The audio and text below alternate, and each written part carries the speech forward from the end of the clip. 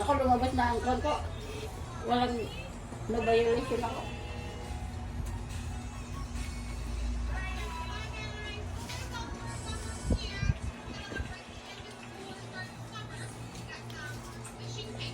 Parang ngayon lang siya kumain ng apple, di ba?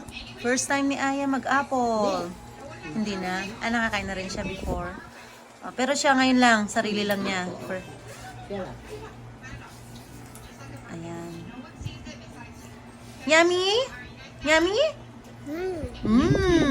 Sabi mo, opo. Opo. Po. Okay. Dandan ang subo. Ang dami pa sa bibig mo eh. Isa-isa lang? Wala ka namang kalaban dyan?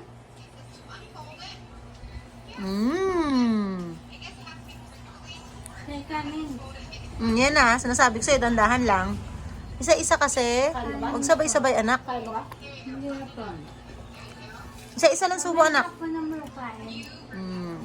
Tapos na kayo, te? Apo. Yummy? Apon? Yeah. Nandun ako sa labahan. Okay. Lagi ako natutulog ba? Very good, Ate Sam. After na kumain ng apple, matutulog na. Yan, naantok na si Aya ko. Oh. Naantok na yan. Naantok na yan. Basta, yan na yung sign ng antok niyan. Ay! Nahulog! Nahulog yung apple. Oh.